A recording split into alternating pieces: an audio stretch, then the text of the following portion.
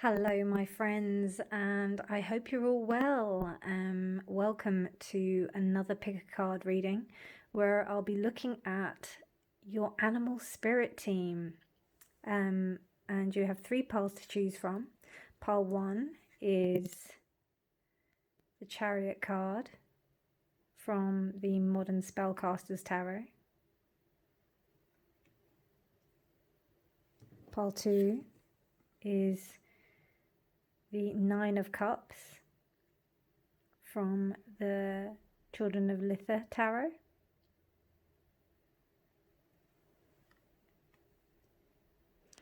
And pile three is the High Priestess from the Wild Unknown Tarot. So, pile one, pile two, pile three, your animal spirit team. Timestamps will be in the description box below, and I'll see you at your reading. Bye. Hello, pile one, and welcome to your reading. You chose the Chariot card, which is from the Modern Spellcasters Tarot, and with this horse traveling over the earth with this beautiful lotus here in tow.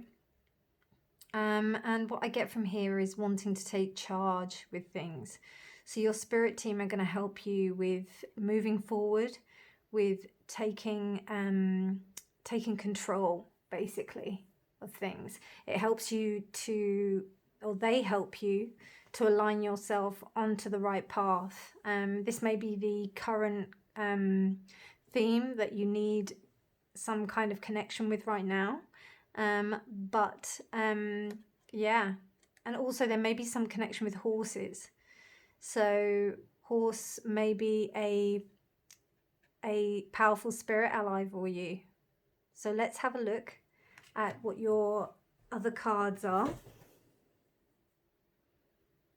I'll pop that here.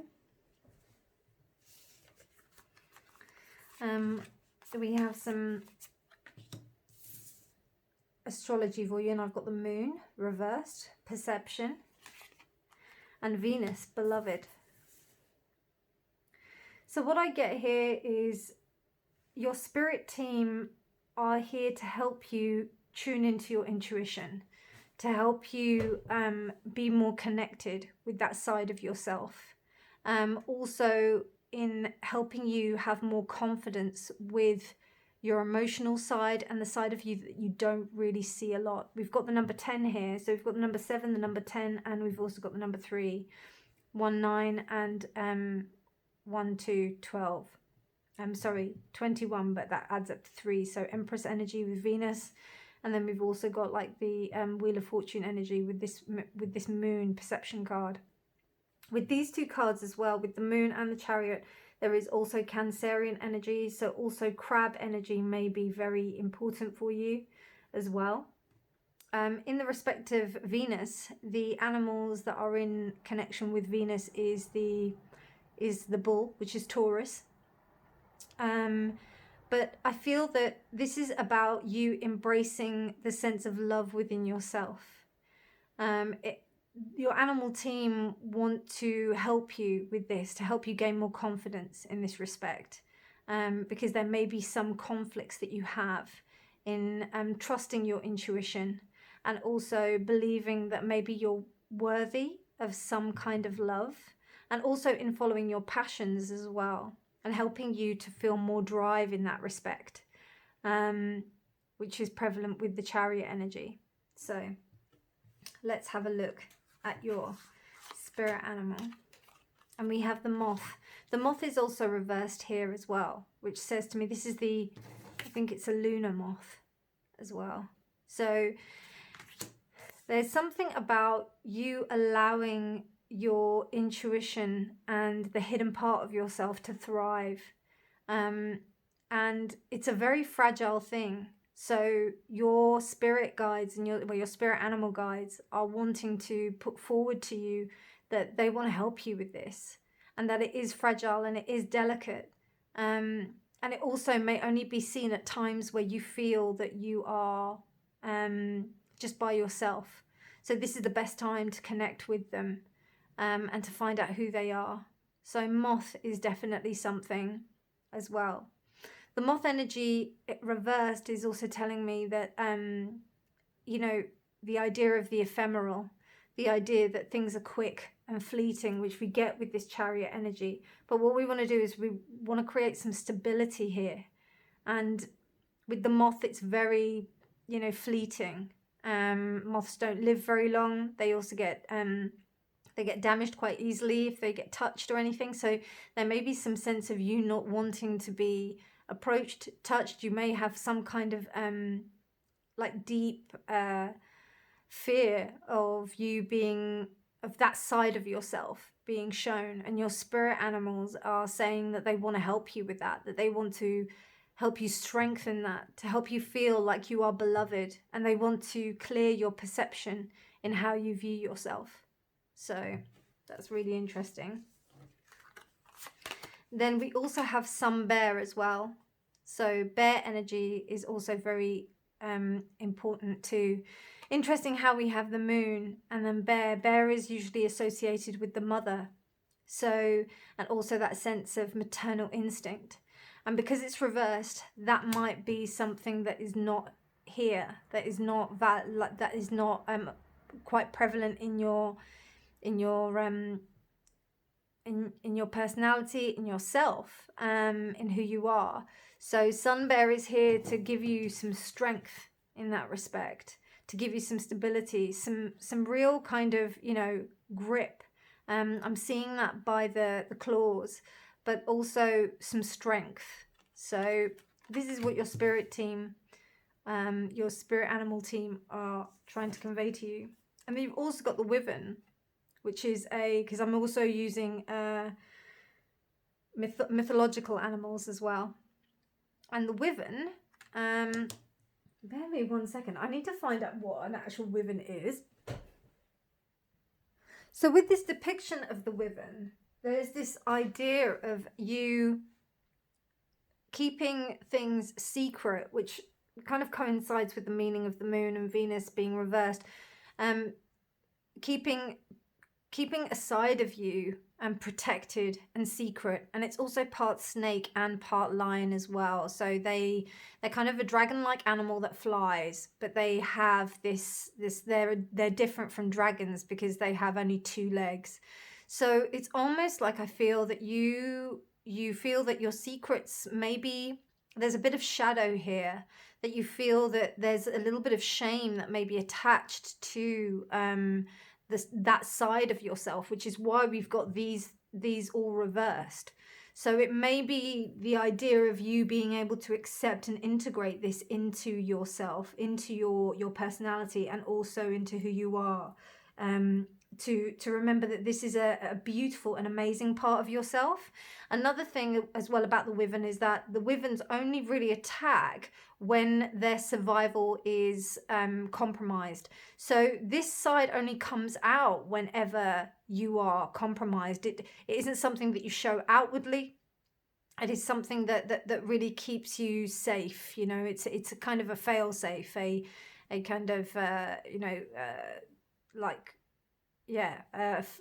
like a fail safe, maybe even a panic room kind of thing, where you go into this space where you make sure that you're not able to be accessed by anybody, which is really indicative of these cards being reversed, because you've got really powerful kind of intuition and animal team that really want to help you.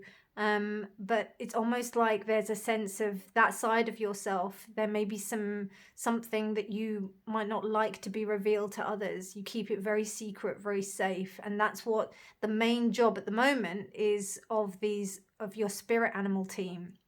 But what your spirit animal team is saying, that you can actually bring that forward, particularly with the chariot energy here. It's about you being able to show your light. This is a flower that's being driven by the horse, so it's almost like it's taking care of it. And there is this thing where you think, oh, I can't allow that to be shown to anyone. I can't allow that to be seen by anyone. So that's really interesting. Okay, and then this is okay, and then we've got letting go. I get quite strong scorpionic vibes here, so I don't know if Scorpio features quite largely in your chart, pile 1. But this thing with letting go, and you've got this black and white bird, there may be a tendency to see things one side or the other, and then there's a kind of inability to let go.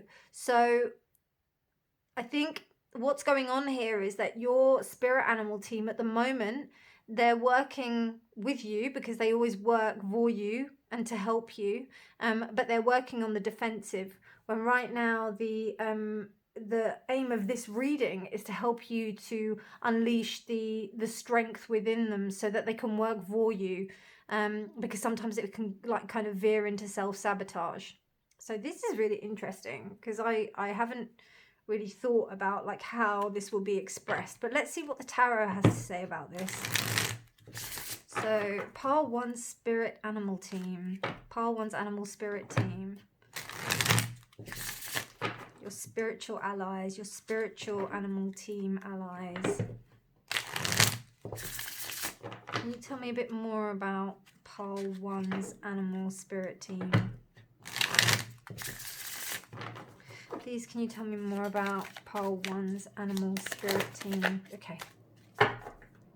So it seems like the animals want to talk, right? So we've got the 5 of Cups reversed. We've got the 6 of Cups reversed.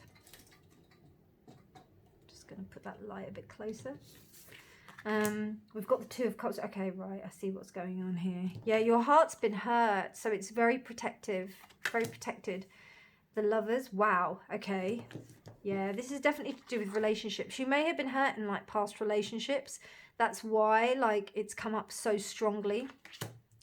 And then you've got the Emperor, and then we've got Bull energy here. And then we've got the 4 of Cups. Okay, so not much animal stuff here. I don't know, pile 1. It seems to me anyway, like I did get a sense that you might not be that like focused on your spirit animal team. It may not be something that has come to you previously. It may not be something that you're in connection with. The reason why I did this reading is because with my shamanic work, I help people to connect with their power animals. And we have a whole plethora, we have a whole menagerie of animals that kind of help us, that are there to help us. And what it seems here is that you've got like a whole load of animals that are here to help you, and a few more as well when we have a look at these. And also when we look at these ones here, the other tarot. But there is like some kind of energy here where there's some blockage, where maybe, I don't know whether or not you would say that you don't believe in it, but your pain has kind of like stopped you from being able to connect with this side of yourself. And because we've got so many cups here, like, you know, 4 of the cards are cups, 2 of the cups are major arcana. And this is to do, I feel, to do with your ideals of love, and to do with your ideals, with your emotions specifically, which is why we've got the moon reversed as well, and Venus. No surprise there. With the 5 of Cups, it's like a kind of disappointment that's been happening, you know, an inability to believe that this kind of world is going to help you in any respect. There's almost like a sense where you've had to rely on yourself. But what happens with these animal spirit guides, they help you without you even knowing. They're there protecting you. They're there walking alongside you. And they want to be there. There may also be something from the past in the respect of some early childhood memories. You may have had like some incidences with animals that may have stopped you from really wanting to connect with animals. Also, there may be something as well, like I don't know, I'm just feeling like maybe attitudes towards animals from family. They may not have been like a good like attitude towards it, and you might have wanted to express something quite deeply. When we go from the 5 to the 6 and they're both reversed, it kind of tells me that there's this lack of joy that's associated with it. And then we go into the 2 of Cups. So from childhood, you've got this kind of programming in the respect of how you're connecting with animals, how you feel that animals can really help you, or your guides as animals can really connect to you. Because as children, we usually connect to animals quite deeply. And then you've got the Two of Cups, which says to me that, you know, you may not have felt that you could connect to animals that greatly. It could be the other way round. You could also feel that you could only connect to animals, or you could feel that only animals are really the kind of entities that you can connect with. I'm not really seeing that, because all of this is reversed. Or it could be that you've seen them in a defensive state, like you've seen them in like how they're gonna like help you and defend you rather than enrich you, which of course in a way the defense is enriching you, but it's more on a defensive as opposed to like enriching perspective, which I mentioned before. We've also got the Lovers as well. So, you know, there's almost like a sense where you need to really balance stuff within yourself. That's where you felt like the priority is, rather than you thinking that other guides or animal spirit guides are going to help you. This even could be like with your kind of standard spirit guides. But in the respect of that, it's almost like you need something quite tangible, and there is a big connection to the human side of things. And also like with the Emperor here as well, the domination over animals. So animals are things that serve us. They're things that, you know, they're I wouldn't say below us, but they're not on the same level. That's kind of what I'm sensing here. So that can also play a part in how we like view the archetypes of the spirit team, of the animal spirit team within our lives. The thing is though, is that because of and there may also have been a connection with the father as well, in the respect that you might, you know, for example, like you might have gone horse riding with like a father figure, or like there may have been something where you connected to animals through the father figure. That might be a really strong aspect as well of you being able to connect with with animals. What I'm noticing here also is that we've got an instrument here. I don't know if you can see that. That instrument there is a Buddhist tool, and it's and in Buddhism, you know, they don't eat animals. They're vegetarian and vegan, so it's very important for you to honor that kind of state with animals. So I do see a kind of transition here that is a possibility, because this is a general reading. It might be different for different people, but there's either one of two things. There's either for like your spirit animal team are now in a space of defensiveness, where they're like stopping you from being able to like really connect to other people, or they're, you know, there's a sense of, when I think of my spirit animal team, I'm thinking of them like that they protect me and everything, which they do, but then they're also there to help you. They're there to give you courage. They're there to give you support. They're there to help you feel loved and nurtured. And there's a bit of a lack of nurturance here. Now, with the Four of Cups reversed, this tells me that you know that being on your own and being and just doing this by yourself is not where you want to be. You want to utilize this energy, and you're almost calling them. You're saying to them, or they're offering to you their help, and you're like, I want to do this. I really want to take part in this, and I want to welcome my animal spirit team so that they can help me in the best way possible. So I think that's really cool. You've also got bull energy here, which is synonymous with the Emperor. It is also Aries, which is the ram. So there is something about horned animals here. Now, you do have the bull, but then you also have, with the Emperor, it's also part stag. So, and stag is highly protective energy, which gives you a kind of state of empowerment, which comes back to here, where with the Wyvern, we have this thing of where like we're enclosing you, we're keeping you safe, but then as opposed to like with the Emperor and this energy of the stag, it's more about being proud of who you are and about being able to really connect with your emotions in a healthy state. And your animal team are focused on doing this for you, on helping you. This is kind of like the next thing that your animal team want to do for you. So let's have a look at what the other cards want to say, what animals come out there to help you connect more deeply to your emotions, because I think that's the main theme here. That's what your spirit animals want to help you do right now.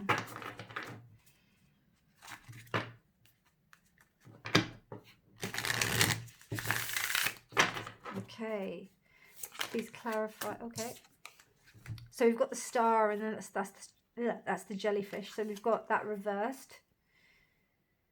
Yeah, there's just a kind of a lack of hope in that respect. and it's also very ephemeral, something that can be, and this is a Portuguese man of war, so it's it's one of the most deadliest jellyfish that you can find in the oceans. So it's almost like that, you know, there's, I just feel like there's a real danger element to the animals that are around you. Like they, you know, it's when they come out specifically when you are feeling in a state of defense. So, and this is a very Portuguese man of war, even the name of it is like a defensive kind of, like it's you know, there's an association with war there. So they're kind of saying they only come out when you're like really, when you're really upset or when you're really needing them, and they want to come out for you all the time. This is the message that I'm getting. Six of Cups reversed. And then we've got we've got the Chariot reversed as well, which is that Chariot. This Chariot is the Harpy Eagle. Yeah, we've got like a lot of attack energy here. It's almost like, you know, you're scared, this kind of energy where you're afraid to make any movements in that respect. You know, there's just a real defensive energy that I'm feeling here, and it's because of this pain that's been going on with the Six of Cups and the Two of Cups reversed here. So let's see. And also we have the Moon here as well. So it's interesting how we have the moon, like the moon there and there, and they're both reversed. So it's almost like an acceptance of the shadow. Your animal spirit team might be being kept in the shadow. So that's something to think about. And then you've got the Knight of Swords, which is the swallow. Okay, so I don't know if you see any swallows, no, actually this is something else. It's called a red flycatcher, I think. Yeah, it's a red flycatcher. So these are animals that are able, or birds that are able to catch flies, you know, and you know how fast flies like fly around. So that's their thing, and it's also red. So it's also showing to me that they're trying to send you messages to communicate with you, to be able to work for you, to help you be able to see the kind of the minute details in how they can help you, not just in an offensive state or in a defensive state, but they want to help you generally. They want to communicate this to you, and actually they're dying. They're they're really keen to help you. They're coming forward, but it's almost like they have to come through the element of air. They have to come through the element of you know, flying. So there's something about birds here that is telling me that if you like thoughts that if your thoughts are that these animal spirits can come to you, that's going to be one of the major gateways of you being able to embrace your animal spirit team.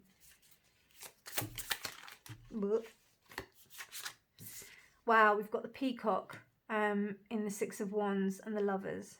So, and also in your connections with other people and the balance with yourself, more so the internal balance within yourself. Once you find that balance within yourself, that you feel safe to be able to communicate that darker side of yourself in a way that obviously doesn't compromise your own, you know, your own secrets, your own feelings. You know, you keep secret what you want to keep secret, right? But then there's also a part of you that really wants to shine and really wants to come out. And the Peacock is asking you to be proud of that part of yourself. It's also the Divine Masculine as well, because the Peacock is a male. So considering how we've got the Emperor here, and we've also got the Six of Wands, both as animal characters, or half animal, half man, it's almost like being able to combine those two aspects of yourself that you're proud of, that you stand up for, that you know that you can be seen, and don't be afraid to be seen, because there's this sense of hiding away and not showing yourself. And your spirit team want to tell you that you deserve to be seen, and you are beautiful, and it's really going to help you in your interpersonal relationships with humans. The Emperor is clarified by the Emperor reversed. So I don't know, it seems to me like there's some father stuff going on here, or something to do with the male line, because it's the idea of oppression and the idea of what and also it feels like these beliefs are quite embedded, they're quite strong, They're not necessarily vicious or attacking, but they are very strong, and almost like I get the sense of, if you're trying to move an elephant, it's just very difficult.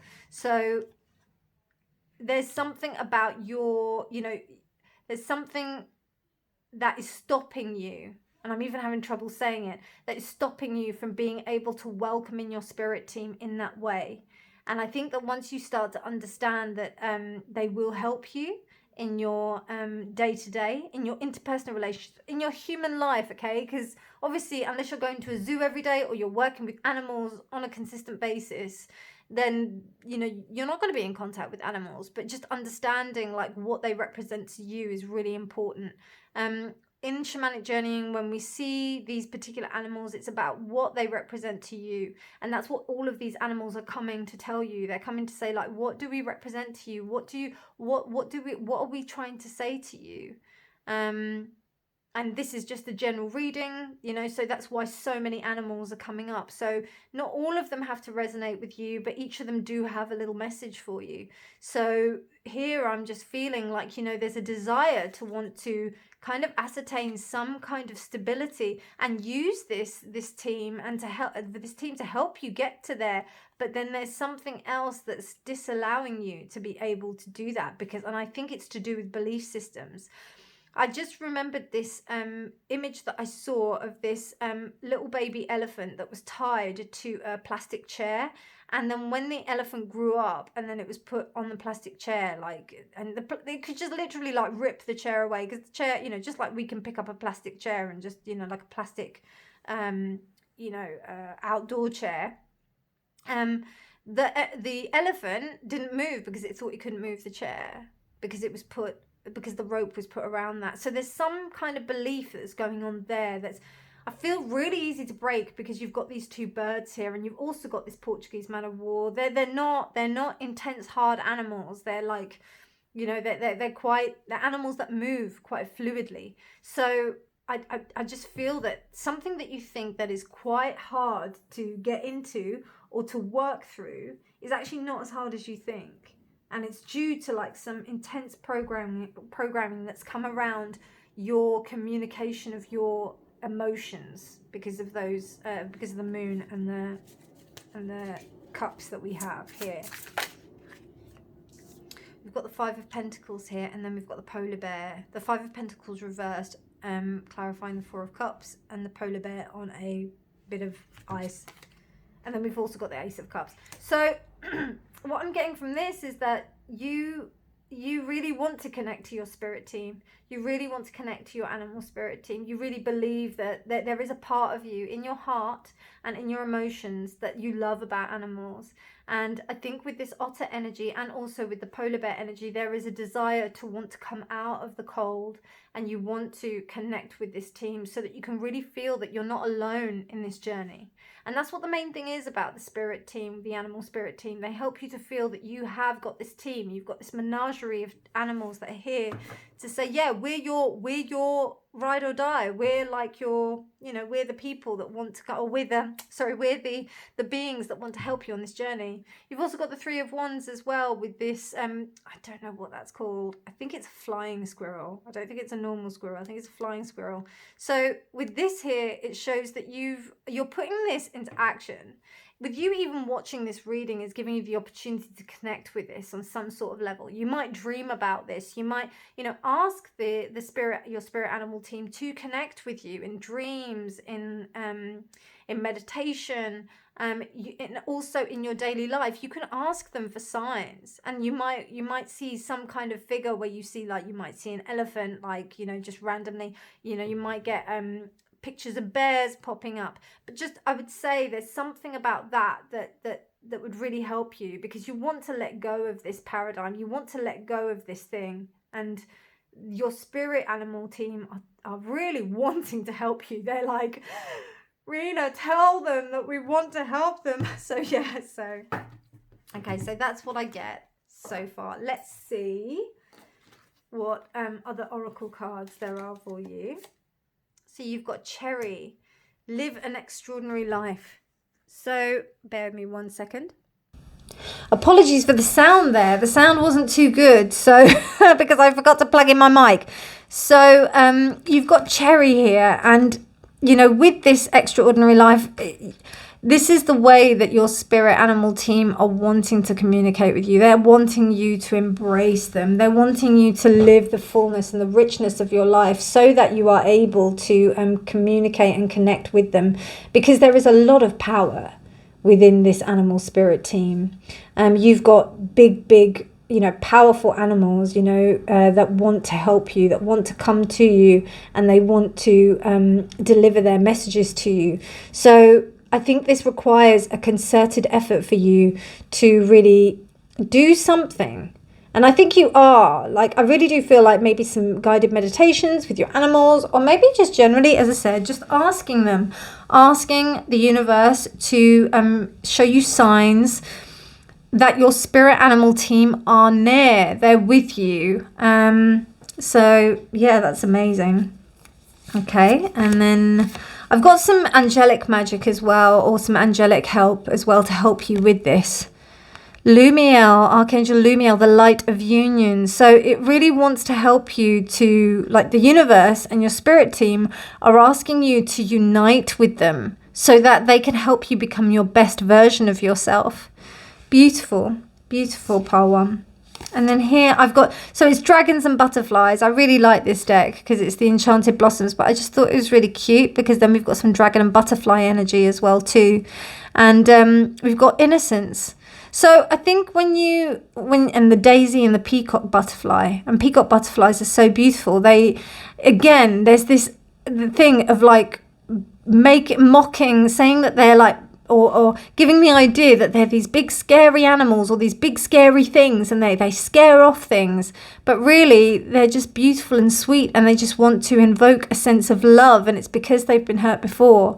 So what your spirit animal team is asking you to do is to just be, you know, embrace the essence of innocence, to allow them to come in and find the loving versions of your animal spirit team so that you can connect with them on a more deeper level, and you can really appreciate the whole kaleidoscope of their and whole range of their abilities for you, so that they can help you enjoy the richness and the sweetness of life, right? The sweetness. And then last but not least, I've got this. Oh, wow. So we've got this card, which is self-love. I openly embrace a feeling of self-love, the PG kind. I love myself because I understand myself. I love myself as the most committed partner I will ever have. I show myself love any way I can. And when I screw up, I remember to be sweet and gentle with myself.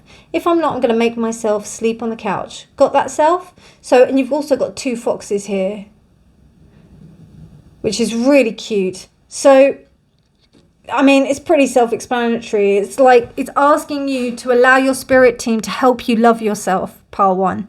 That's the main message here. To allow you to embrace the shadow part of yourself.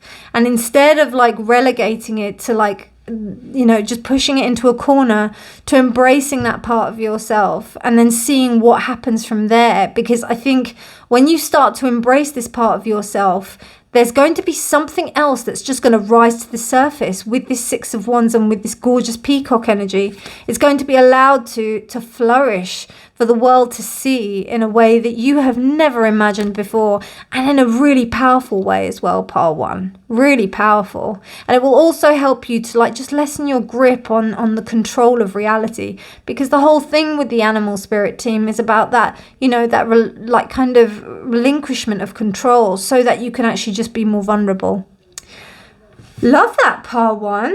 I hope you liked it. If you did like it, please do give it a thumbs up. Please do subscribe if you haven't done already. Please subscribe, because otherwise people won't get to see this video, and I think it's like really important that people get to see it. And just, you know, help others find their animal spirit team as well, or just at least get some kind of access to this beautiful menagerie of animal spirit that you have, that are cheering you on, that are really wanting to support you. Allow them to come to you, and also allow them to come to others when you subscribe, or like if you like the video, or if you even comment and share your, you know, maybe you connected with some of the spirit animal team that were here. But yeah, let me know your thoughts. But otherwise, you take care, pile 1. Wonderful, wonderful read. And I'll see you in the next reading. Bye. Hello, pile 2, and welcome to your reading. You chose the 9 of Cups with this gorgeous octopus. So you're pretty multifaceted in the way that you can, you're a bit of a shapeshifter in that respect.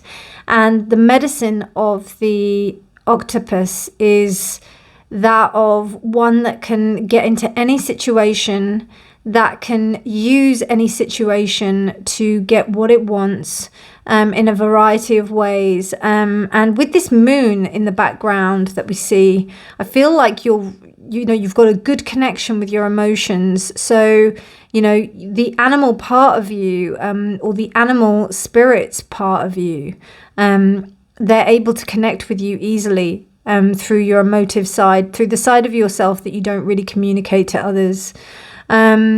I do get that there is, you approach it with a sense of love. You also approach it with a sense of deep intelligence. You have deep emotional intelligence when I see this in this card, is what I'm seeing. Particularly with the 9 as well. And you do it, and I'm not talking about a manipulative way. Just because you get what you want doesn't mean you have to do it in a manipulative way. You do it in a way that's loving for all parties, I feel, and that's almost like a imperative thing for you to do. So that's really great, pile 2. I think it's really lovely that we kind of connect with spirit animals and spirit guides in this way, because they can give us such great medicine to just help us remember those aspects of ourselves. And to enhance those sides of ourselves. And that's what I see in that. So beautiful, really beautiful. Okay, let's have a look at your astrology. So we've got Mars and it's reversed. So there may be like some kind of sense of you, your animal team are going to help you to be more assertive, to motivate you, to put things into action, to make you, and this is what calling on your animal spirit team is going to help with. So the tenacity and the adaptability and the flexibility of the octopus is going to be something that's going to really help you to get into this space where you're going to need to also create a bit of stability as well, because it's 22, it's 4, so it feels like there is also like some kind of need of stability. We don't have that in the body of the octopus. It's soft, so to create something stable and strong. And so that might be something that your other animal spirit team want to convey to you. So let's have a look here. Okay, so we've got the serpent. Interesting. I'm taking this as, there's an ability, there's again this kind of like sliding ability, this ability to be able to like maneuver in any situation. And you have your animal spirits that are with you, pile 2, are animals that can help you do this, that they kind of like slide into spaces where you might not be able to like usually do that if you had like a larger or stronger connection to bear energy, for example. That's going to be very different to calling on serpent energy. And also there's a sense of wisdom here, something that where I feel like your brain kind of is a very important part in how you move forward. So you want to be strategic. And with Mars, you can be strategic, but it seems to me like there's a kind of a deficit here. So let's see what the other, oh my God, pile 2. That's really interesting. Wow. So I'm just going to have a quick look at what the octopus in the book says, like how not the detriment, well it is, it's kind of like the shadow side of it. And we'll see how. So, okay, yeah, it's this lack of courage. And with that sense of Mars being reversed, it's almost like believing that your choices are correct, that your choices are there for, you want things for a certain reason, and that's okay. It's okay to go for what you want. You don't have to compromise. You don't have to be in the dark. You don't have to sit in little places or just maybe go for instead of say if you're in a party of people and you just sit on the edge of the chair rather than like say you're in a bench and you've got like a load of people that are all gathered together at a table. Don't sit at the edge of the bench. Sit in the middle, or sit in a place where you can be seen and you can command your space. This is what this is about, rather than trying to stick into a place, or maybe feeling that you need something in order to show yourself and to be yourself. Interesting. And then we've got the Griffin. Wow, honor and good luck. So the Griffin is an exceptionally powerful animal. It's of pride. It is it's the lion heart energy. So there's a real sense of you being very honorable. You want the best for people. You want to make sure that everybody is, having a good time. But then I do get a little bit of people pleasing here, so particularly with the octopus reversed. So there is a sense of where you need to grow and put that confidence in yourself and understand that not only are other people deserving of this, but you are deserving of this. It almost feels like if you feel that you go for that sense of self, then you are maybe being dishonest. You might be thinking, oh, I'm being selfish if I do things for myself, or I'm trying to look out for myself. No, pile 2, absolutely not. It's very important to assert your boundaries. And with these 2 octopus cards, there is no boundaries, particularly with this one. This one is a want to assert your boundaries, but this one is saying that no, it's not happening. And the Griffin is coming forward to say, assert your boundaries, because you've got this passionate Mars energy that wants to come through. So this is something that you need to call upon. Amazing. And then we've got grounding. Well, that is very synonymous with Griffin energy, with all this water energy that we've got, and also with this reversed Mars energy. If you are grounding and in the earth, you're not in the sea. Octopi are not in the sea. The serpent, I think this is where the serpent energy is really good, going into the ground and being able to be close to the ground and really understand and really feel the steadiness of the ground, believing that you have a right to be here, and you deserve to be here. It's interesting because it's 9 and 9, so it's almost like you have the experience of being on this earth with these spirit guides, but what they're saying is that the ownership of the earth is what you need to put into place, so that we can actually help you, be there and take ownership. That's what I'm hearing, taking ownership.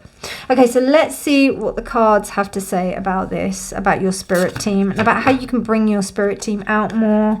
What other animals will appear to you? So let's see. To help you connect with your animal spirit team. So we've got snakes, octopi, griffins. Mars is also Aries. It's also the ram. So passionate, driven energy. Beautiful animal totems you have there, animal spirit guides there. Really, really strong. And the serpent is wisdom. I just think you've got, sometimes, right, when people are so clever and so knowledgeable, they sometimes are too afraid to make a step because they know so much. It's quite counterproductive, so that can happen too. There's also a little something as well with spiritual narcissism. So people think that they know quite a lot, in spirituality, but then sometimes the people who know a lot and they need to get their voices out there don't really say anything. But then you've got people who think they know it all and they're really, really confident with it. So then you have this kind of like imbalance. And we need more of the people who have got the intelligence and who know the score, who know, you know, what's happening and know how to do it in a sense which is not coming from a space of ego. Because right now, what I can see from here is that you need part of the ego. And that's why the Griffin is upright. You need that ego in order to make your mark. Okay, let's see. These cards don't tend to jump out. They might do. Let's see if they do. Okay, we got a few. So we've got the Knight of Cups. We've got the reversed. We've got the Knight of Swords reversed. Yeah, this is action. This is directed action. It's not happening. And look, your two horses are reversed. You've got the Two of Pentacles reversed. You might be like an introvert that has a lot of trouble in respect of asserting yourself. Two of Cups reversed. Interesting. I think we had Two of Cups reversed in pile 1's reading as well. Too many.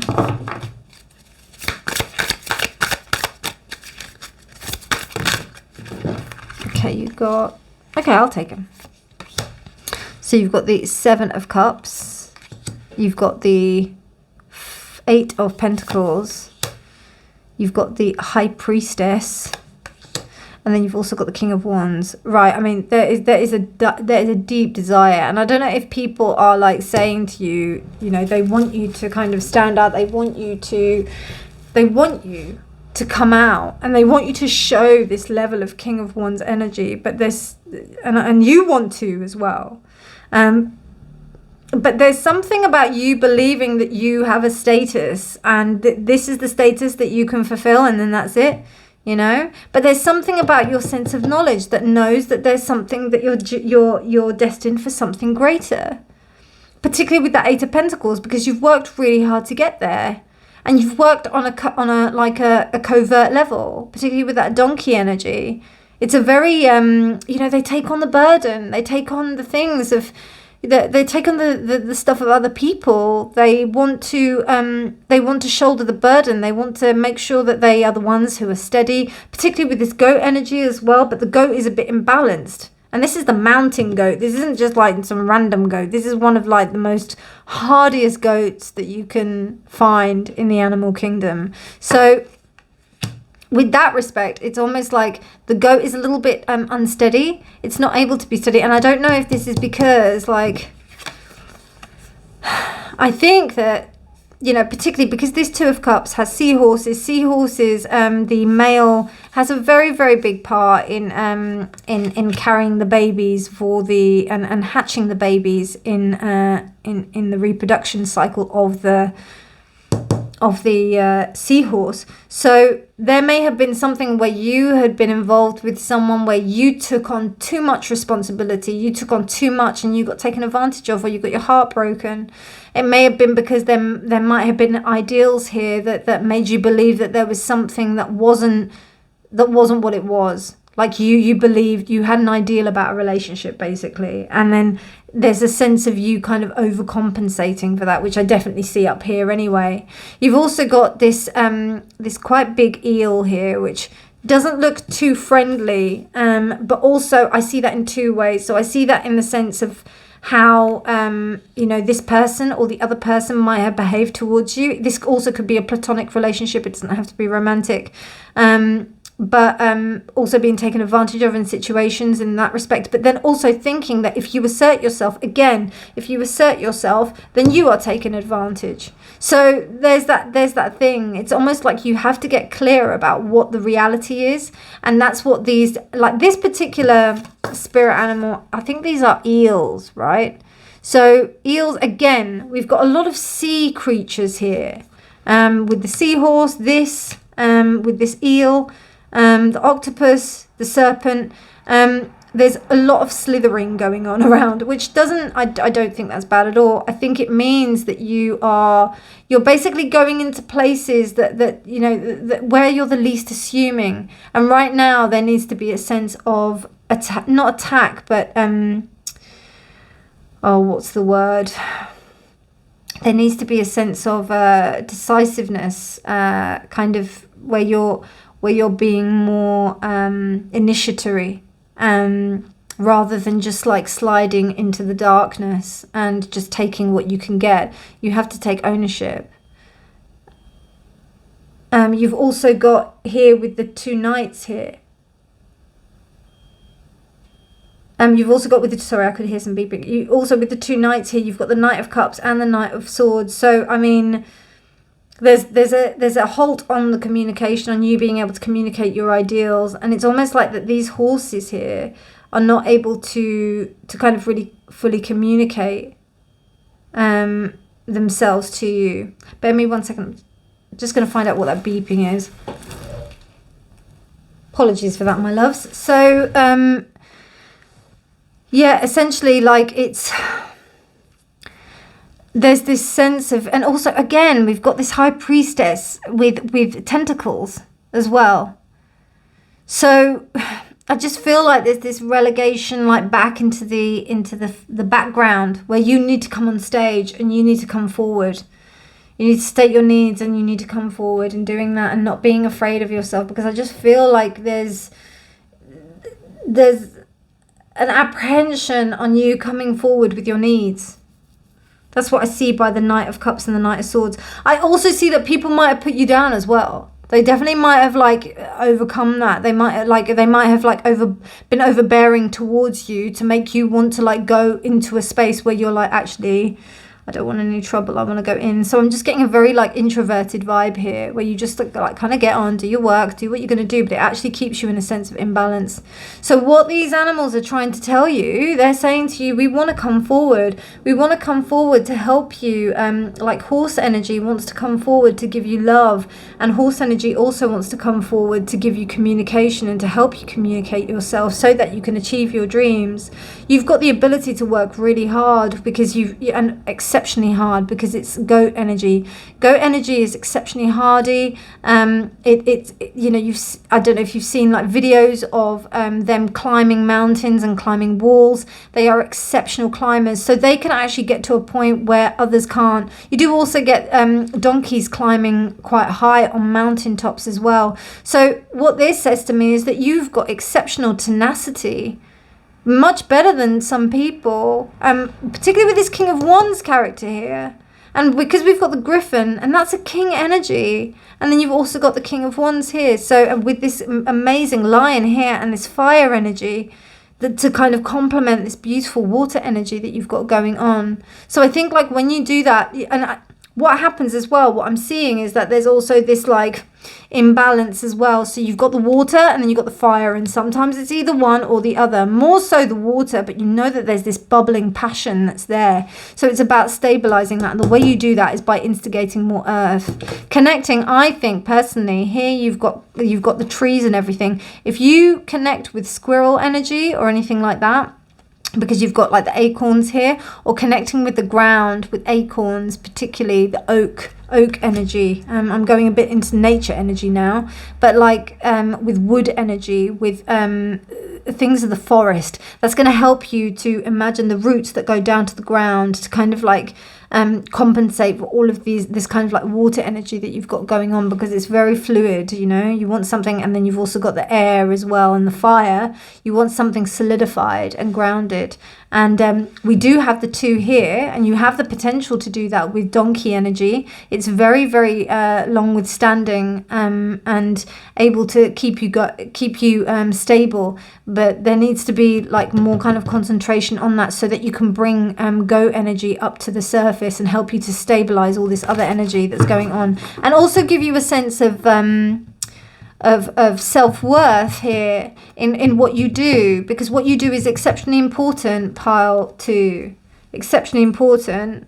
I get self-esteem, self-value, that kind of thing. It's on a little bit of a deficit here, and your spirit team want to tell you it's all well and good that you have us here, but we want to push you forward.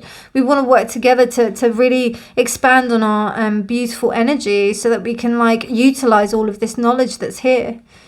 Wonderful. And also like horse energy wants to come forward as well. So to show that kind of defiance, to show that initiation, to show that you have a right to be there just as much. Okay, so let's look at color energy. And you've got amber. Look at that. See? Awaken your creativity. Amazing. So with that in respect, it's about firing up this energy. Definitely fire and earth. Those are the two things that need to come up here, because we've got a lot of water here and the earth is afflicted. So that you've got earth here and it's good, but it's in a very kind of like demure state. We want to like bring it up to the surface and make it like the king that it is. And then I got you some angelic support as well. Grace.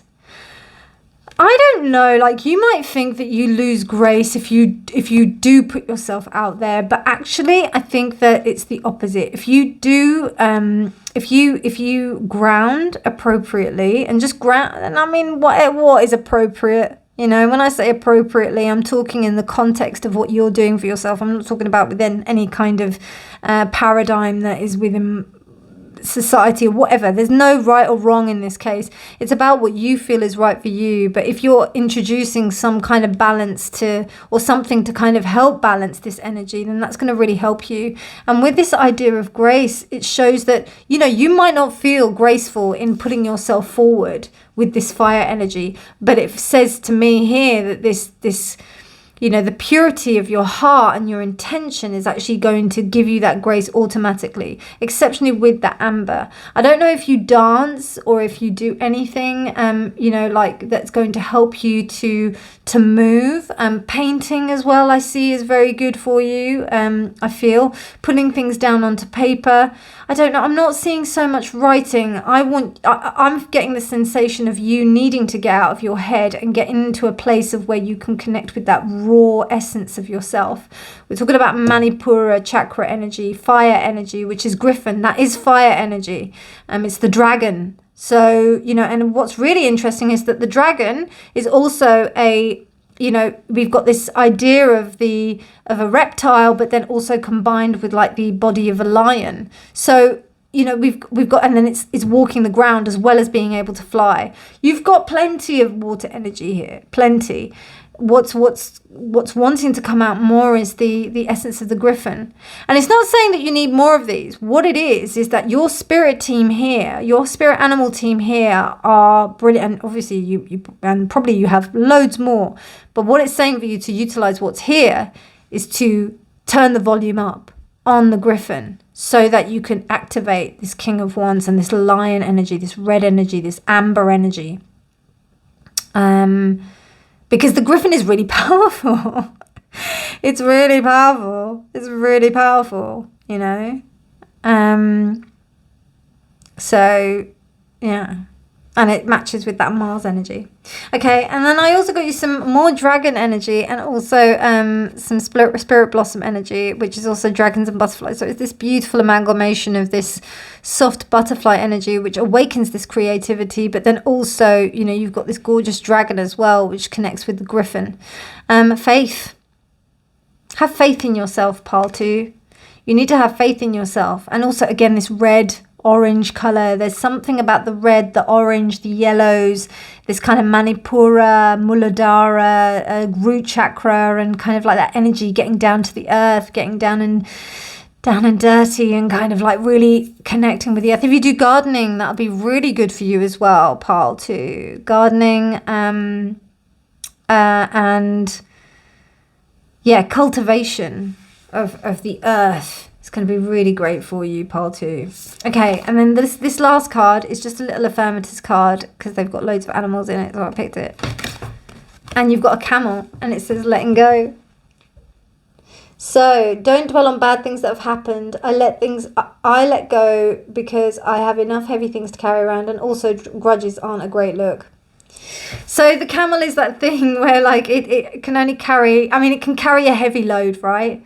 Camel energy carries a heavy load, but it is long withstanding. Again, we identified that this is something very strong within you, pile 2. Again, this is a general reading, so take what resonates. But there is an art of letting go here. There is an art of like letting go of what is really necessary, what you can really take around with you, what is important to take around with you, what you want for your journey, you know. But yeah. And, you know, camels can look really graceful. They're really cool. Actually, I saw something really interesting today about Google. You know, when they do the Google Maps, and they've got like these cars that go around doing the Google Maps. I saw it in the desert, and the Google Maps like car is a camel, and I just thought that was funny. So don't ever think that there is, you know, any kind of lower status with this. You are a king. Pile 2, king. If you have any issues with this, go and check out yesterday's pick a card reading. Was it yesterday's? Or was it day before yesterday's? I think it was, no, it's yesterday's, with the archetype reading and the king. That would definitely give you a bit of a pep talk in that respect. So anyway, I hope you enjoyed this reading, my lovely pile 2. Welcome to your spirit team. Your spirit team are here to say hello to you. They are willing to serve you. And do connect with them through your dreams and meditation. When you enter that hypnagogic state, do take some moments to just, hypnagogic state is the state between between falling asleep, when you're just about to drift off to sleep. Just maybe just saying to your mind, like say to yourself, oh, I'd really like some dreams of my animal spirit team, please, and let them come to you through your dream time. And also in your day-to-day life, you might see, you know, for example, you might see the emblem of a griffin somewhere. You might see a donkey picture somewhere. You might see a couple of seahorses somewhere. Take note of it. Maybe of these animals that might resonate with you, because they very well may be trying to communicate with you in this reality. I hope you enjoyed this reading, my loves. Take care. Please do subscribe for more videos and like the video if you haven't done so already. But otherwise, I shall see you in the next reading. Take care, my darlings. Bye. Pile 2. I can't believe it. You've got like a lot of spirit animals here, because there's more that wanted to come out. I forgot I didn't use the second tarot deck, so I'm going to just do that quickly now for you, pile 2. I can't believe that. Cannot believe that. Okay, right. So there was just so much coming out from what we had here that, like, let's have a look. So I do apologise. I can't believe I forgot that. Right, okay. Let's... Okay, I really think it was just so strong, the messages, that you know, it was like kind of like that you didn't need that, but I'm gonna do it anyway. There's a little extra. So we've got your other cards here, but I'm gonna have a look at what the other ones here. Actually, I'm gonna put those there so that I can. I'm all flustered now because I'm like, oh my god, I forgot to do these for pile 2. Right, the Knight of Cups, and we've got the Page of Wands with the red panda. Oh, I love that. So these are also other spirit animals that may come to you as well. So do look out for these as well. 6 of Cups reversed with the... oh my god, what are they? Oh, I don't know what those are. I'll have to look those up. Hold on. 6 of Cups reversed. So we've got the Knight of Cups, and we've also got the Page of Wands. So what I'm getting from here, pile 2, like with these two kind of knights that are reversed here, it's almost like you were denied an opportunity to be able to flourish in a way, and that's what happened. So I just want to remind you to maybe look at the red panda and to observe the red panda in its habitat to help you with that. Also just see what medicine that this red panda, the red panda is exceptionally independent. It also, I just remembered, I just watched Turning Red, which is a Disney movie about a red panda, which is amazing. I really love it. And when I was looking at the research for it, or they did like a research documentary, because it was a completely female team, which was amazing, the first time in like history of a Disney movie. And they said that red pandas were like teenagers. So I don't know if something might have happened with the suppression of your ability to be able to communicate in a loving and artistic way in what do you call it, in your teenage years. And the knights are usually very synonymous with teenage kind of like energy, so yeah, or adolescent energy. And then you've also got the Knight of Swords, so they may have been an inability to be able to communicate, to express yourself in a loving way, or your emotions at that time. And also there may have been an inability to be able to communicate properly in that way, so you weren't allowed to say what you wanted to say. I'm just going to double check what these are. Very interesting, pile 2, because they're called gulabi goats, right? So they're a really sweet goat, and it's interesting how we have 2 here in the 6 of Cups reversed. So there may have been some painful memories that you are fixating on, particularly with the goat energy as well. And then you've got these 2 goats here, two goats here that are the mountain goats, that are almost like the really hard goats. And then they've had to endure this kind of like hardness, and it's what creates the imbalance. So there's something here about goat energy that wants to help you to heal that, help you find the sweetness again of what was your, like some kind of sweetness within your past, because I'm just getting a very sweet, beautiful energy from this, and they are just adorable. Whereas these are like, they are very cute looking, but they're hard as F. Do you know what I mean? So there's something that's hardened, because there's this kind of like lack of being able to express oneself, I feel. Okay, let's see. Oh my God, right. Okay, so you've got like serious horned energy right here. And you're going to have to do it in a way that you didn't think of before. You're going to have to do it in a completely different way, which is why when we come back to this kind of like artistic energy that had been happening up here, it's very, you know, it kind of, it makes sense. Because it's hardened, you know, it's almost like hardened like bone. And again, you know, you've had to like navigate things in a way so that you can, you know, it's just this people pleasing energy that I felt, pile 1 and pile 2. It's kind of like people pleaser energy that stops you from being able to assert yourself and allow yourself to give yourself what you deserve. So this is like serious energy for you to harness this goat energy. And also goat is earth, right? So that's the grounding energy. So you've got your water energy here from like water, from like your octopi, your serpents, your seahorses, your eels. And then you've got your lions, which is your fire energy, and also the griffin. And then you've got like and also it's also earth. And then you've got your energy of the pandas, also earth as well. It's also a bit of fire too, but then you've also got this energy of goat energy. So you've got this menagerie of like animals that really want to help you. It was reversed, so I'm going to take it that way. The world reversed. Yeah, it's the imbalance of the water energy. But it also tells me that you have got some cycles to go through, and you're going through this in order to learn this, so that you can connect with these animal spirit energies to help you. And then you've got the 3 of Pentacles. And you've got ant energy here. Ants are very powerful. Very, very powerful animals.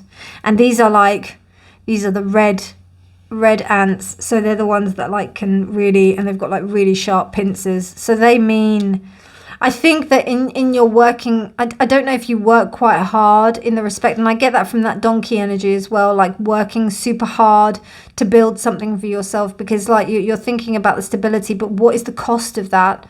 Are you maiming yourself? Are you hurting yourself? Are they like stepping over you? And I really saw this beautiful like video yesterday of these 3 ants helping each other to get up to this leaf, and then there was this one, like it helped one ant to get up there, then the other ant went up there, and then this one ant was just left there and it wasn't able to get up, and it was just so sad. And that's the kind of energy I feel like you help people, but when it comes to yourself, there's a little bit of like self-sacrifice that's going on here. Suppliant energy.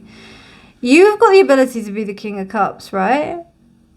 You know, you keep stable, but you're a flamingo. You know, this flamingo energy is very flamboyant and beautiful and wants to be expressed in a way that shows that it is a very stable energy. It's almost like crane-like.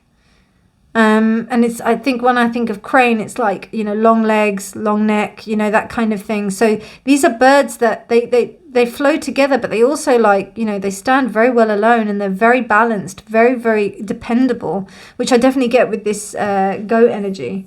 But you want to kind of express that to yourself in more of in a better way. So the best thing to do is to call upon flamingo energy.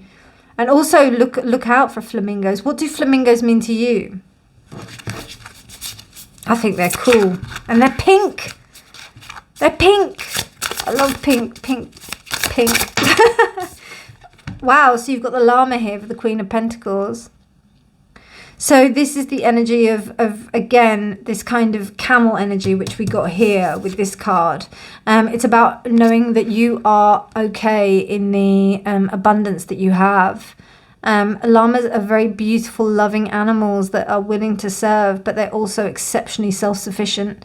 And I think that don't see this as a compromising on your self-sufficiency. See, you know, there has to be this balance. And let's just clarify this King of Wands. Quite a big reading pile too. Oh, and then we finish off with the Magician.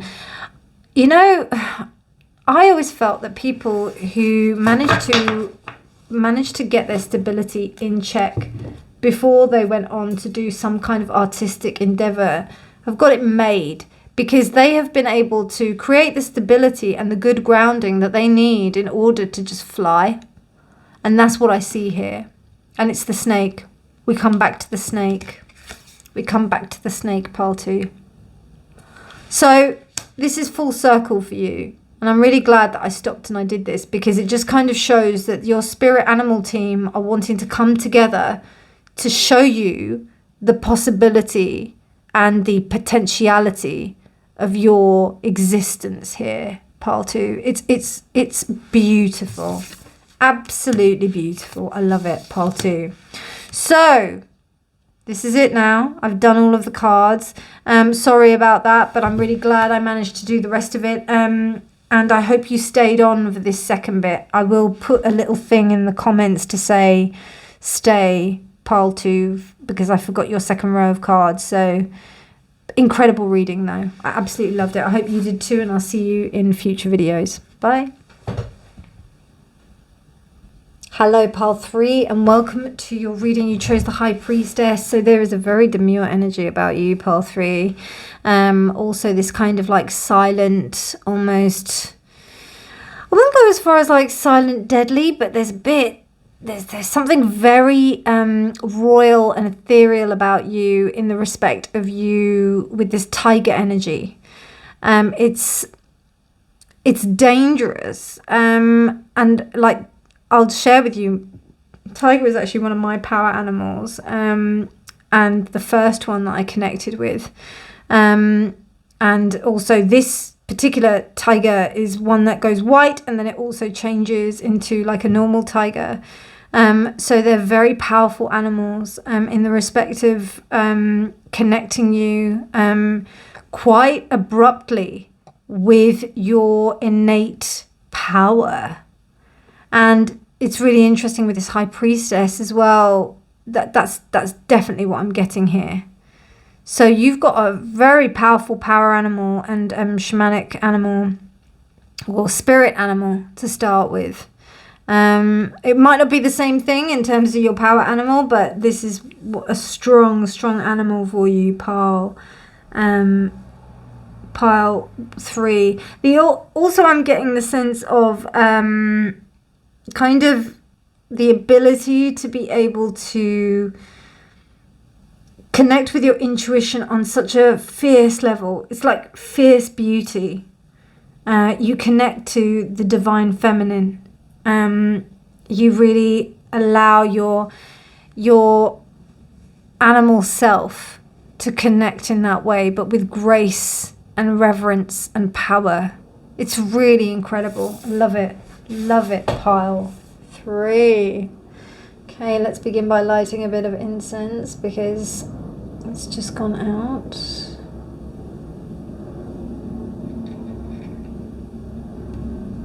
So let's have a look at your oracle cards, pile 3. So we've got 5th house, which is passion. So big cat energy, my loves.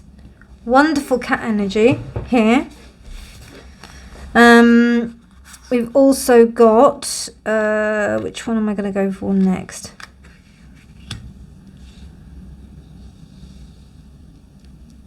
I think I want to go for this one next. Wow, you've got the raven. Yeah, deep intuitive energy. You may be also, you may already be in touch with your animal spirit team. And you may have a good understanding of your animal spirit. Animal spirits, they come out a lot in your passions. I don't know why, but I got like sports. So in your physical kind of work or the way that you communicate yourself physically. So I don't know, I just got the idea of like somebody training in sports and the tiger energy coming out in terms of being a winner, in terms of really being passionate, ferocious in the way that they just kind of attack their passions. They really do it with that sense of grace, and then they come out with these incredible like works of art, or incredible feats, or incredible pieces of work. Also we've got the, as I said, like this big cat energy of this, you like a community. Or there's some kind of communal sense in that, but you're still very, very solo in that respect. Like you have your own energy and you're protective of your own energy, which I see with this raven. But there is this sense of like, kind of, you're able to group everyone together. I wouldn't be surprised if you do journeying work where you are working with your animals together to create something powerful. Love it. Love it. And then you have gazelle. Look, the whole menagerie is coming out to play, pile 3. You have this, it's also like, yeah, no, it is a gazelle. I'm not going to confuse it with an ibex. But like, it is this sense of, you're in, there's this grace to you, pile 3. There's this incredible sense of you being able to work the planes. Again, we come into this artistic vibe, very similar to like pile 3 of yesterday, but which is I think it was I can't remember what it was, but yeah, it was the third choice. But it's graceful, perceptive, artistic, awe-inspiring beauty, sophistication and elegance, which I get with this high priestess vibe here. There's something you connect deeply to the spiritual part of yourself in order to express your artistic side. So, I don't know, I also get psychopomp work here. So if any of you like are mediums, and also, have a dialogue where you communicate with the other side in that respect, there's definitely this very strongly here. Very, very strongly. And it's a ferocious yet gentle spirit. I'm just sensing here. I'm just going to double check, like, just if there's any other messages from this raven card as well. But there's definitely some kind of like connection with the afterlife. 53. Right. Okay. Tell you books with contents and page numbers are the bane of my existence, I'm telling you. Right, okay. So exceptionally intelligent, we've got that. Honouring the ancestors, I said everything that's in there. So let's have a look at this. Wow, so you've got the black cat, your luck will soon change and it's reversed. So what I'm getting from this is like maybe there's an avoidance of the mundane. Maybe there's a thought that the mundane, it's almost like going from Leo of this house of big cats, that the little cats may not have as much significance to you, or they do, but then there's something about the mundane. And you may not believe that what you're doing as well attributes to something. Does it make a difference? That's what I'm getting from that. Interesting. Let's see what these cards have to say. We've got duality. And then we've got stripping illusions. Yeah. Don't castrate yourself too much, pile 3. Okay? You're clearly like at a high level already. But I mean, it's okay. It's okay. And I think sometimes there's a sense of like you thinking, I know all of this. I've got all my spirit team. I understand my animals. What your animals are trying to tell you that they're here and you're working really strongly. The black cat is like almost telling you to appreciate the small things in life. The small miracles that happen in life rather than looking for the big things. Because it seems to me like you're really well adept with the big stuff. But when it comes to the like the mundane, which is what I'm getting with this stripping illusions card here, there's something that, you know, just understanding that that's a part of the process, and it's part of life, you know. I remember one particular job I did in acting. There was like very big periods of like nothing, and that's kind of like life. Where there'd be lots of periods of nothing or like very mundane stuff. Our day-to-day is the thing that kind of builds up who we are, and then we kind of like move on into being able to make things happen for ourselves. And then we have those fleeting moments of really big events that are fleeting. They don't happen like all the time, otherwise we'd just be exhausted. But most of the time it's just quiet. It's just sitting there. It's just doing your thing. And it's interesting how these animals are resting. They're not in flight. They're not, you know, and they're formidable, like animals. They're quite high up on the ranking of like animals that are, you know, the most powerful in the respect of within the animal spirit kingdom. Not to say that not all of them are, but like we've got like a lot of like kind of stereotypical kind of like high ranking animals. The tiger's quite common, the raven's quite common, the gazelle's got such a reputation from what I've just read. So it's this sense of beauty and elegance. It doesn't have to be like that all the time. It really doesn't. Or you may think that you're holding out in this respect for that, and it doesn't stay like that. So you're holding out, and then you're thinking that something is going to happen. It will probably happen as well. It's that whole sense of preparedness as well that will come with this. Bear with me 1 second, my darlings. So let's see what your tarot has to say about introducing this spirit animal team to you. Oh, there's your cards. So where are they? Right, okay.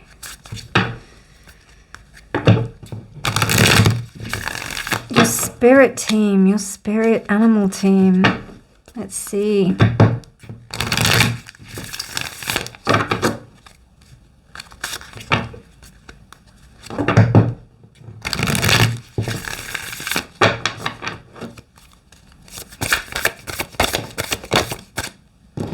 Okay, we have the Ten of Cups reversed. We have the Star. We have the Ace of Pentacles reversed. We have, okay, interesting, no animals here. And this is like the most animal tarot deck or one of the most shamanic decks I have.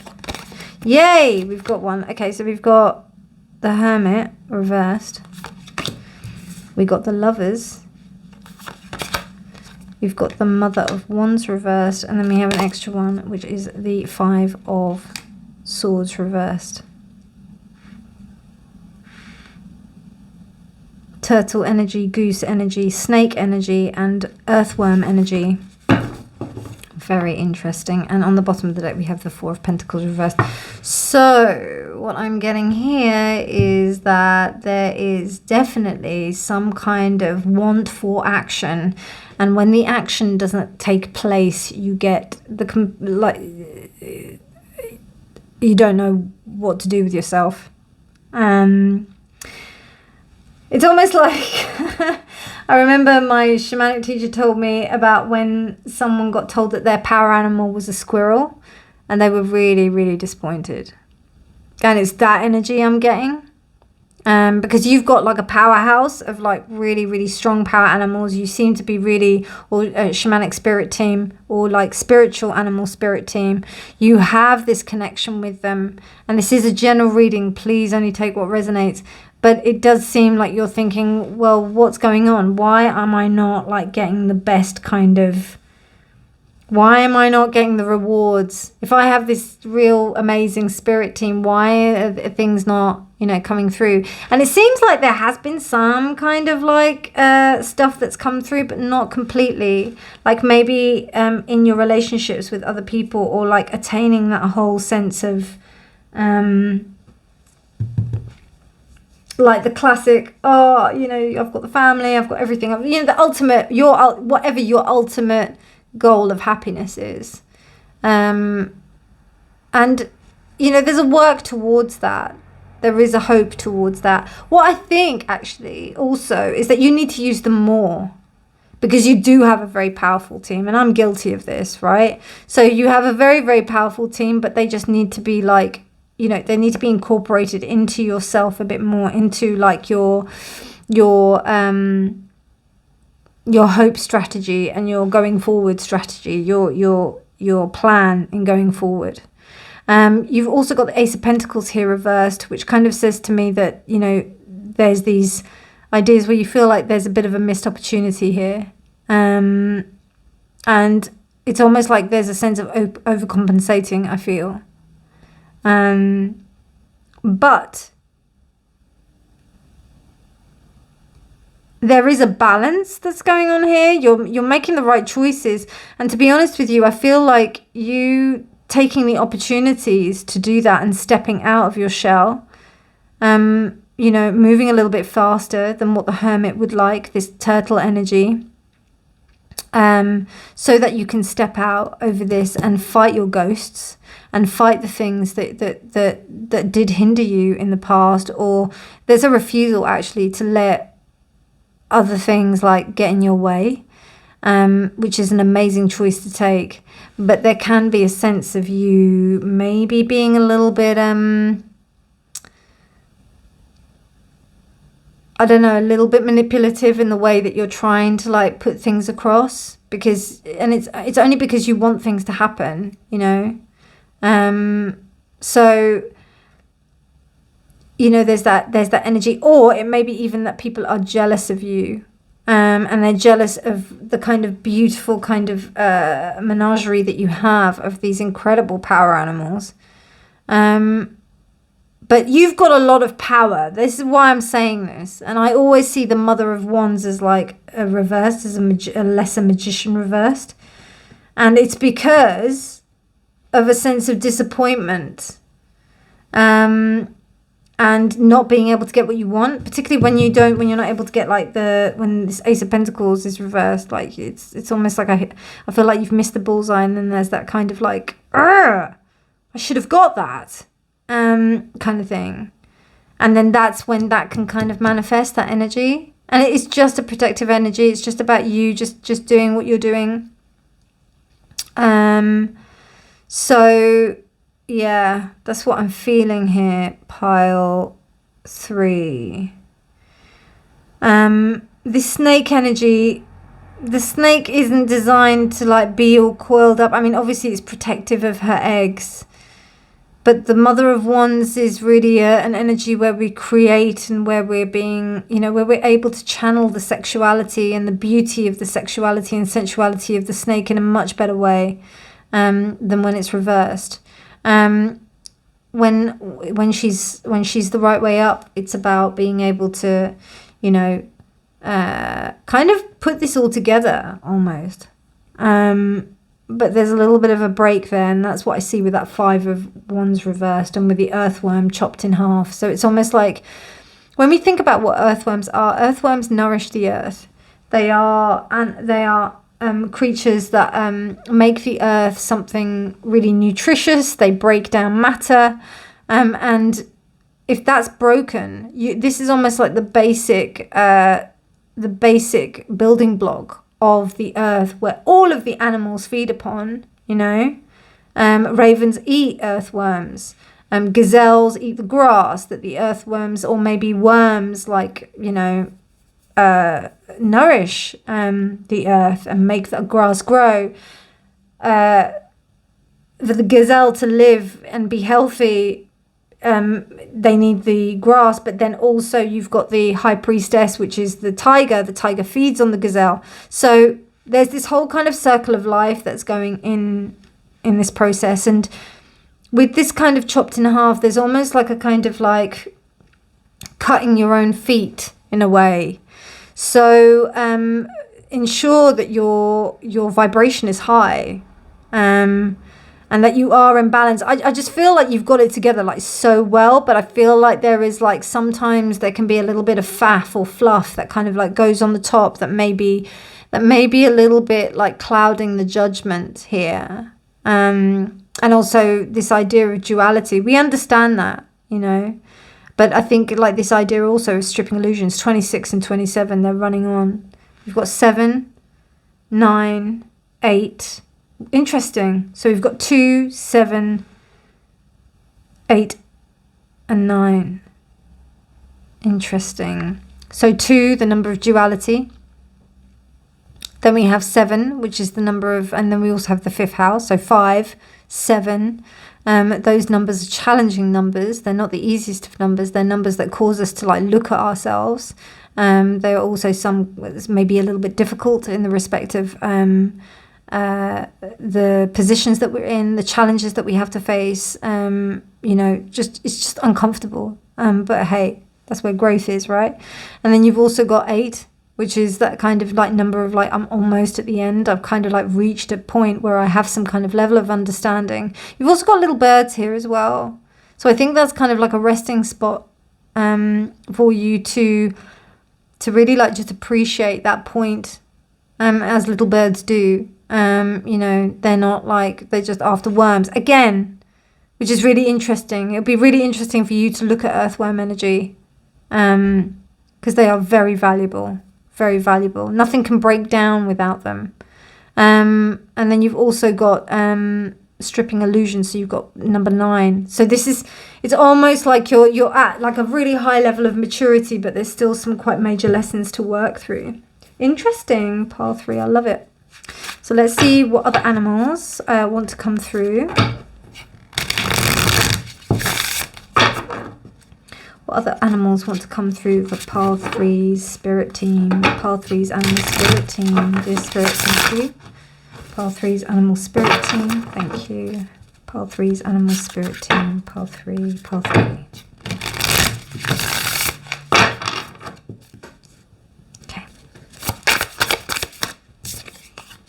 So the Knight of Cups. It's kind of like, I don't know what that is. I need to like have a look.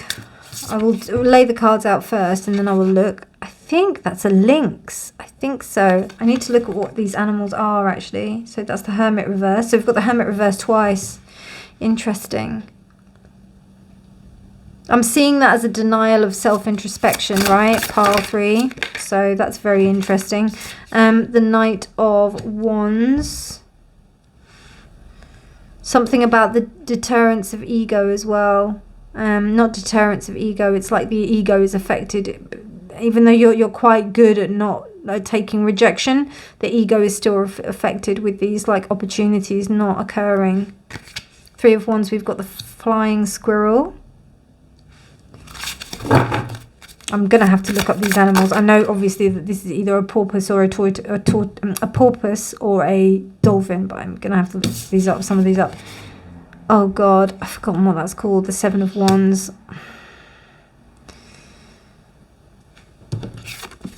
I've forgotten what that's called.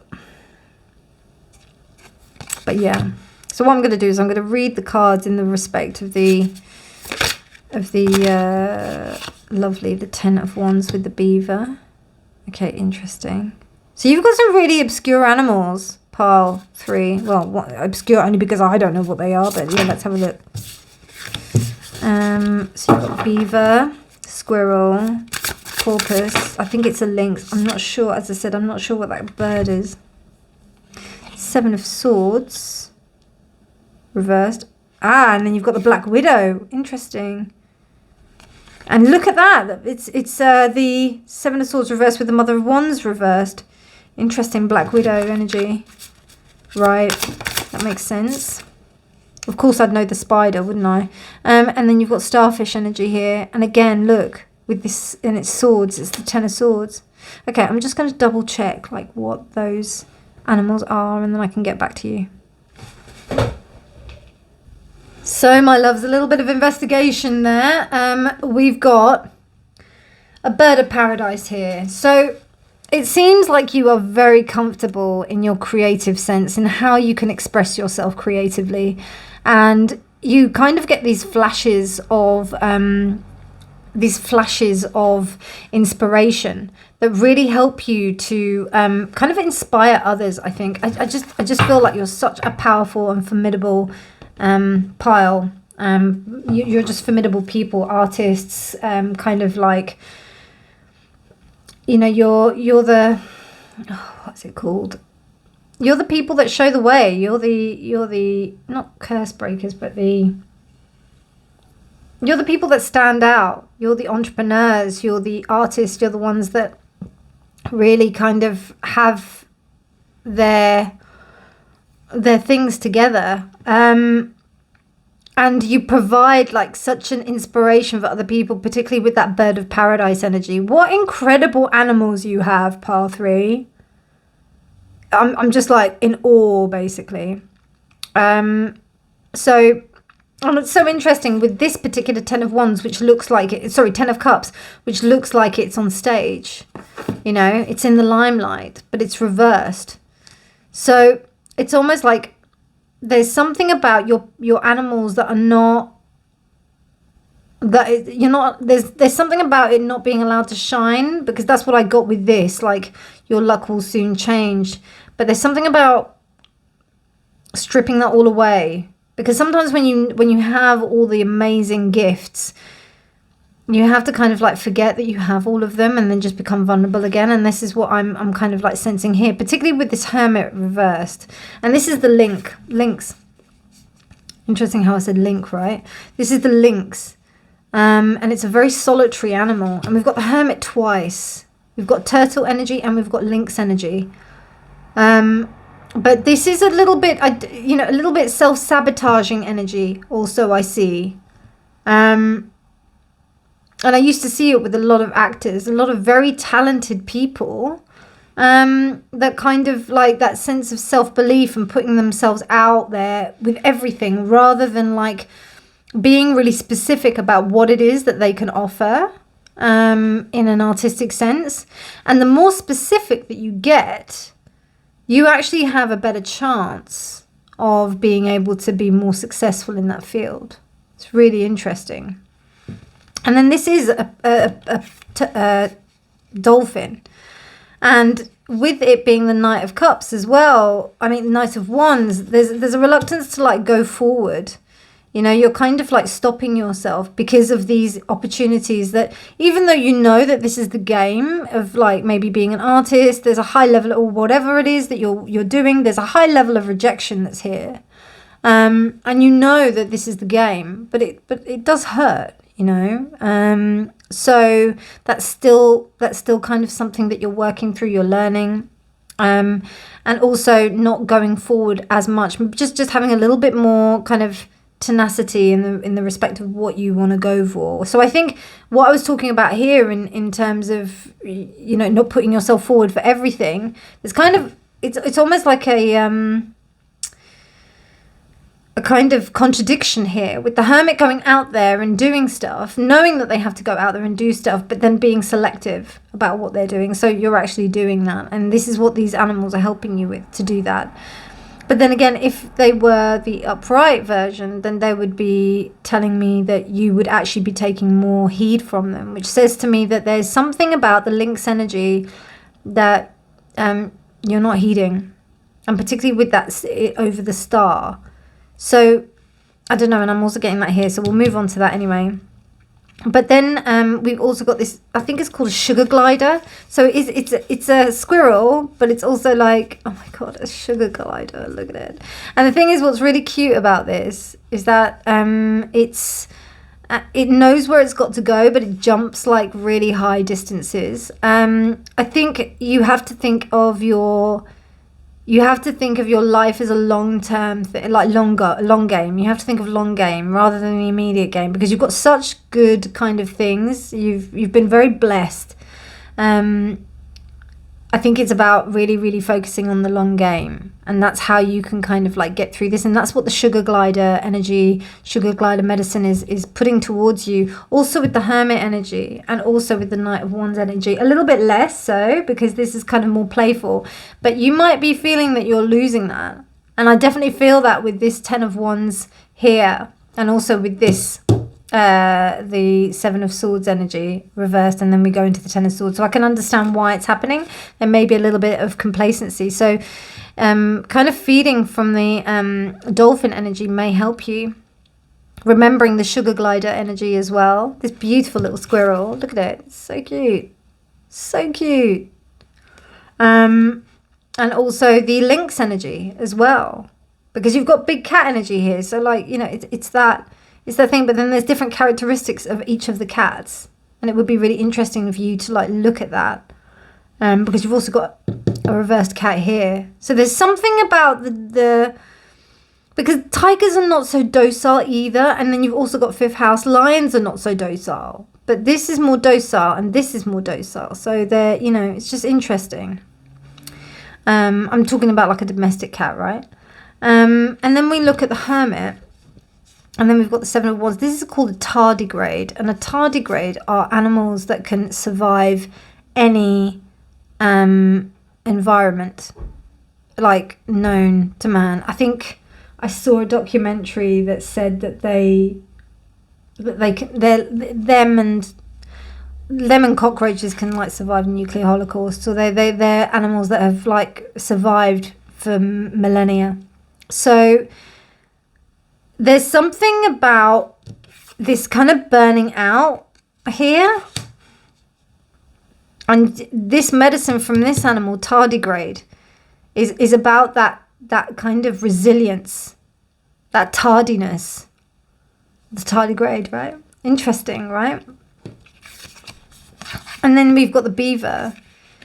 It's that whole kind of like trying to continue to build, even when everything is broken, even when everything just breaks down. These two, there's, you know, I do feel like you face a lot in that respect, but you do have good balance within yourself, and you may have a partner that's really like, really supportive.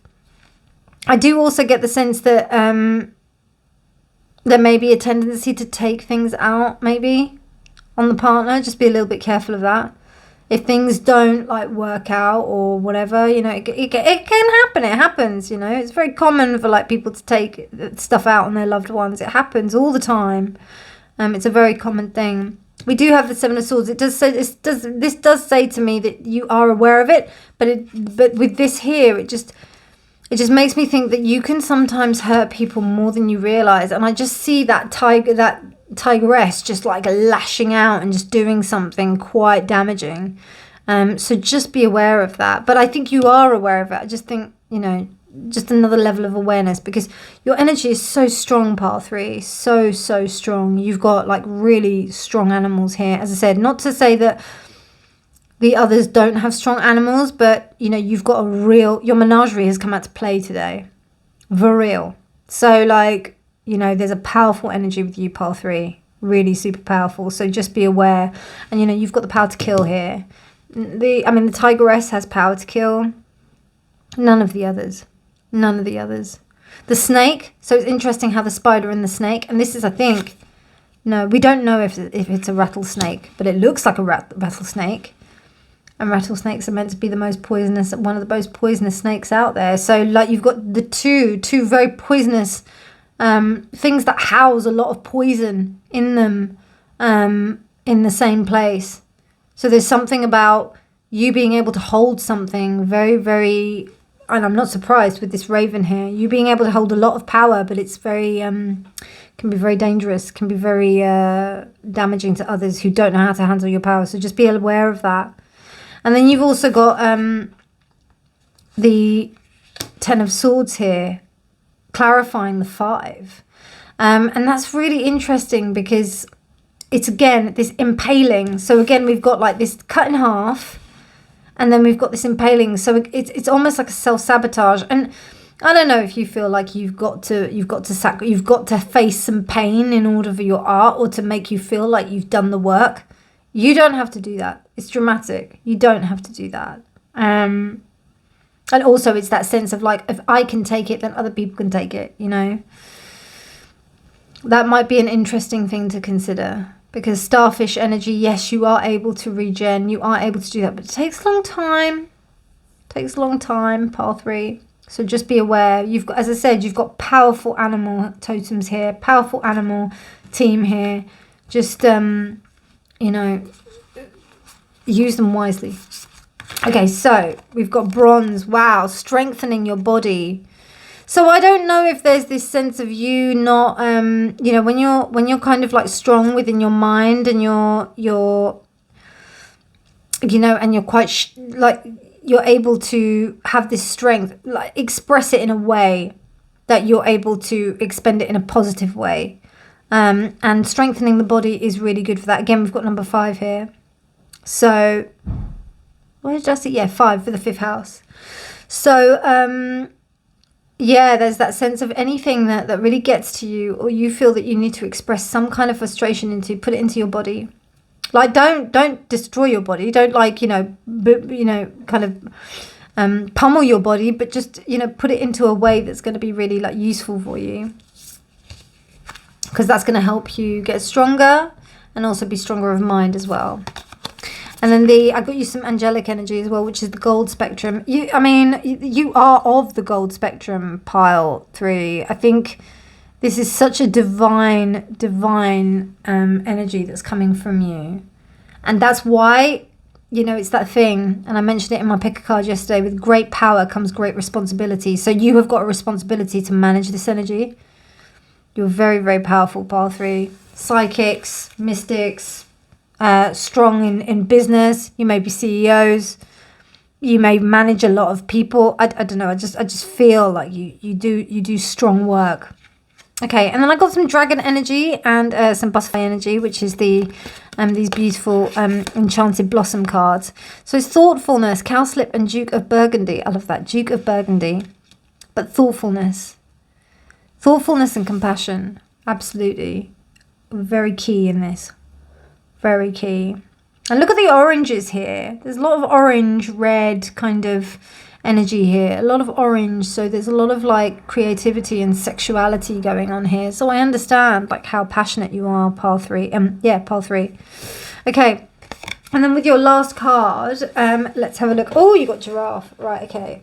So we've got ultimate potential. I choose to live my life, a life of my fullest potential. I trust that this will draw me towards experiences and people that support my growth and accomplishment.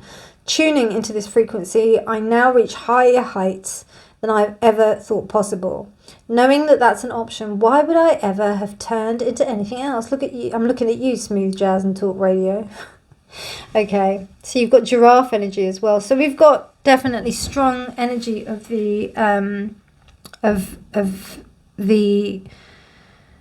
you know, of hot climates of Africa, I'm feeling. So there's something very primal about you, pile 3. Very powerful, very dedicated, innate energy to do with the kind of core of the earth.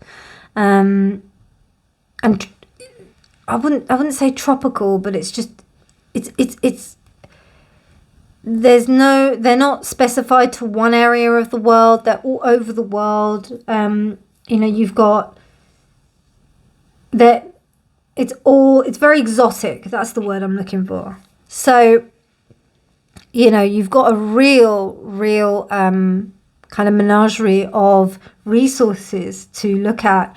Obviously, all of these animals may not resonate with you because this is a general reading. But do look into like what these animals, if any of them do resonate for you, do check them out. Also, if you, in your dream time, or just before you go to sleep, maybe ask if any of these animals want to come to you, or the ones that resonate with you strongly, like ask them to come to you so that you can converse with them if you don't already. And also you can ask the universe to give you signs of which animal wants to speak to you. So you might see symbols and signs. You may see a flower of the bird of paradise, or you may see an image of the bird of paradise and be like, oh yeah, I found out what that was, or whatever. You might see a sugar flyer. Can't remember what they were called now. Or, you know, tardigrade. Or, you know, or you may see images of a black widow spider, or even a starfish, or even a gazelle, you know, whatever. But, and see what they mean to you, because that's going to be the most important thing for them to bring their medicine to you. So I hope you enjoyed this reading. It was really interesting doing this. Lovely exploration of being able to communicate to your spirit team, your spirit animal team for you.